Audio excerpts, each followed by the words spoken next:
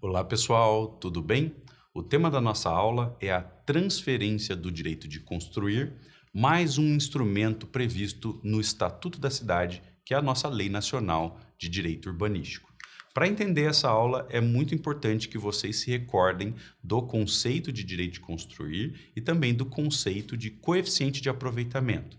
Quem não se lembrar desses conceitos deve assistir a aula que nós fizemos especialmente para explicá-los, tá certo? Vejam, o que nós chamamos de transferência de direito de construir nada mais é que uma autorização administrativa do município para que um proprietário urbano possa transferir os direitos de construir em relação a um imóvel urbano para outro imóvel urbano. Então imaginem que eu tenha, num determinado município, um terreno de 500 metros quadrados. De acordo com a legislação local, imaginem que eu possa construir nesse terreno de 500 metros, 1.000 metros quadrados. Bom, com a TDC, é possível que esse direito de construir 1.000 metros quadrados, no nosso exemplo, seja transferido para um outro imóvel, tá bom? Então, notem que a transferência do direito de construir pressupõe um imóvel urbano de origem, é o imóvel do qual nós retiramos os direitos de construir que serão transferidos, e temos, de outro lado, um imóvel urbano receptor, ou seja, o imóvel que receberá os direitos de construir transferidos. Então, sempre temos o imóvel de origem e o imóvel receptor, tá certo? Esse é um pressuposto para nós falarmos da transferência. Bom, quando é que nós podemos utilizar esse instituto tão interessante aqui do Estatuto da Cidade? O Estatuto prevê 3 situações taxativas em que a transferência poderá ocorrer. A primeira situação é aquela em que o imóvel de origem é necessário para a implantação de equipamentos urbanos ou comunitários. Então imaginem que o poder público tem o desejo de construir no meu imóvel particular urbano uma escola, uma estação de metrô, uma estação de ônibus, um posto público de saúde e assim por diante. Tudo isso se enquadra no conceito de equipamento urbano ou de equipamento comunitário. E pode ser, portanto, que o município chegue a um acordo comigo, que sou o proprietário do terreno, de que eu poderei transferir os direitos de construir daquele imóvel para outro imóvel, deixando o município utilizar o imóvel de origem para essas finalidades públicas de implantação dos equipamentos. Tá certo? Uma segunda finalidade em que a TDC pode ser utilizada é a de preservação histórica, preservação ambiental, preservação paisagística ou mesmo políticas sociais e culturais, tá certo? Então imaginem que eu tenha no meu imóvel um casarão histórico muito importante. Eu posso chegar a um acordo com o município no sentido de que eu me comprometo a manter aquele imóvel tão importante e, em contrapartida, o município me autoriza transferir os direitos de construir que eu tenho e que poderiam ser utilizados nesse imóvel de origem para um outro imóvel, tá certo?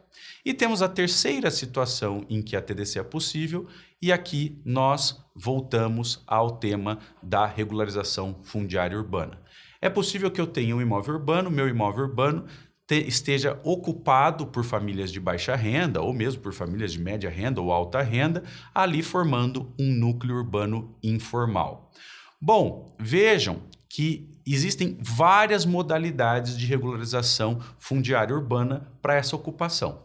No entanto, especificamente, quando a ocupação envolver população de baixa renda, nós vamos utilizar a REURB social. E, especificamente para a REURB social, é possível se valer da TDC, da transferência do direito de construir.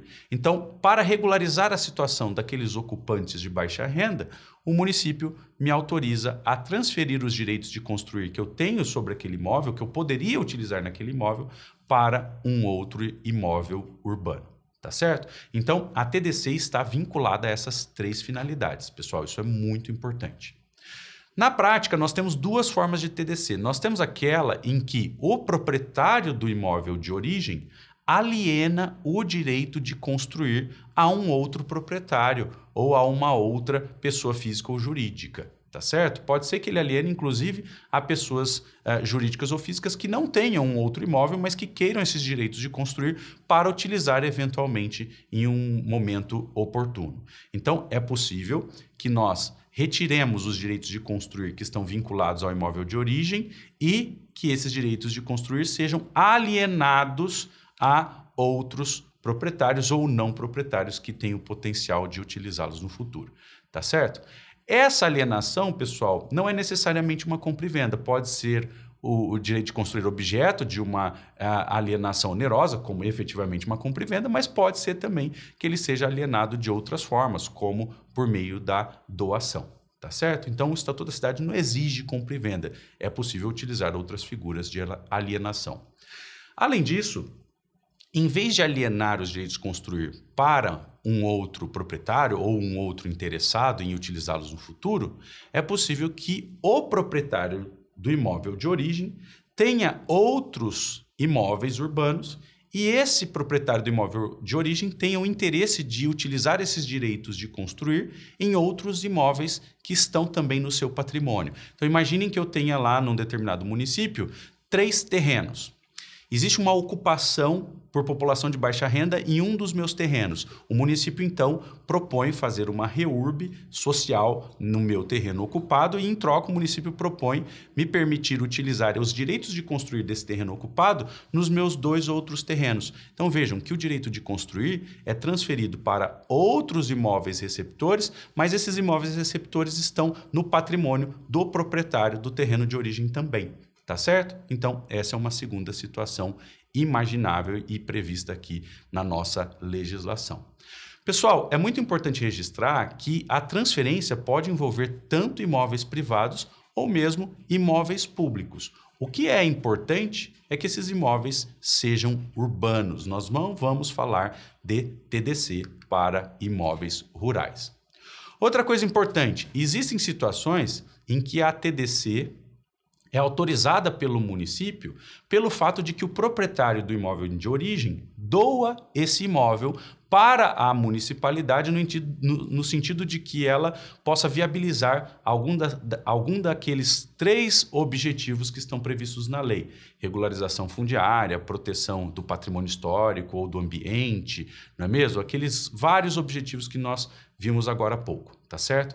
Então, aqui nessa primeira situação, o proprietário do imóvel de origem doa o imóvel, para a finalidade pública e recebe a possibilidade da TDC.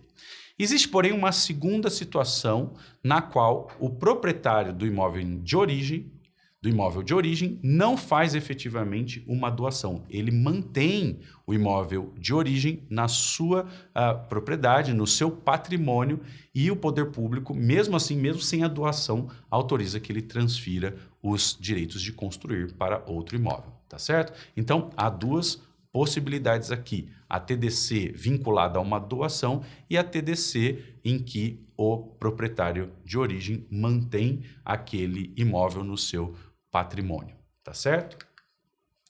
Vejam, pessoal, existe uma possibilidade muito interessante de se pensar a TDC não só no âmbito de um único município, mas também vinculando-se os direitos de construir a municípios diversos que estão integrados numa unidade regional. Eu vou explicar isso melhor. Imaginem que vários municípios se unam numa região metropolitana. Bom, é possível que, pela legislação metropolitana, se permita que os direitos de construir extraídos de um imóvel que se localiza num município sejam transferidos para um imóvel que está em outro município dessa mesma região metropolitana. Então, em alguns casos, permitido o uso intermunicipal da TDC. Vejam que isso encontra previsão no artigo 9º, inciso 5º do Estatuto da Metrópole, tá certo? Então, diz lá o Estatuto da Metrópole que um dos instrumentos para a gestão metropolitana é a criação de zonas de aplicação compartilhada dos instrumentos do Estatuto da Cidade. Então, notem bem, o Estatuto da Metrópole não fala especificamente sobre a TDC, mas ele diz que é possível constituir zonas de aplicação compartilhada dos instrumentos de política urbanística. Então, nós podemos incluir aí a TDC, não é? Nós podemos pensar a TDC num contexto intermunicipal, desde que os municípios façam parte da mesma unidade regional, como uma região metropolitana ou uma aglomeração urbana, tá certo? Bom, pessoal, aqui em relação à TDC existem algumas discussões muito interessantes. Uma delas diz respeito a qual é o direito de construir efetivamente transferido. Basicamente, o Estatuto da Cidade apenas indica que o direito de construir que será transferido é o previsto no plano diretor ou na legislação urbanística decorrente. Então, o Estatuto da Cidade não resolve essa questão. Na prática, porém, pessoal, a meu ver, o direito que será transferido deve ser o direito que ainda não tenha sido utilizado no imóvel de origem até o limite do coeficiente de aproveitamento básico, tá certo? Então, o que eu quero dizer com isso é o seguinte: se eu tenho lá um limite para construir 1.000 metros quadrados num determinado imóvel, imaginem que eu já tenha utilizado a minha possibilidade de construir até 500 metros quadrados. Então, sobram 500 metros que eu ainda não utilizei. A meu ver, é isso que deve ser objeto da transferência, tá certo? Então, há toda uma discussão aqui que o Estatuto não esclarece sobre qual é efetivamente a quantidade de direitos de construir que será objeto da transferência. E o meu entendimento é de que será transferido aquilo que ainda não tiver sido utilizado no imóvel de origem até o limite do coeficiente de aproveitamento básico. Para fechar, pessoal, vamos falar aqui das condições de validade jurídica da transferência. Vejam, em primeiro lugar, é preciso que a TDC esteja prevista no plano diretor. Mas aqui eu faço uma observação: o Estatuto da Cidade não exige que o plano diretor demarque as áreas para a TDC, ao contrário do que ele determina para a outorga onerosa de direito de construir, tá certo? Em segundo lugar, é preciso que o município crie uma lei para regulamentar e definir as condições da transferência. Em terceiro lugar, é preciso que a transferência se limite a imóveis urbanos. Tanto o imóvel de origem quanto o imóvel receptor devem ser imóveis urbanos, não imóveis rurais, tá certo? Além disso, é pressuposto desse instituto que o município tenha definido o coeficiente de aproveitamento básico, tá certo? Na zona do imóvel de destino. Por que isso? Porque se não houver uma diferença entre coeficiente de aproveitamento básico e coeficiente de aproveitamento máximo, não faz muito sentido se falar de transferência de direito de construir, não é mesmo? Porque um proprietário só precisa de direitos de construir adicionais se houver esse espaço para construção entre o coeficiente básico e o coeficiente máximo. E, por último, é preciso que essa transferência esteja devidamente formalizada em escritura pública nos termos do Estatuto da Cidade. Tá certo? Então é isso, um grande abraço e até a próxima.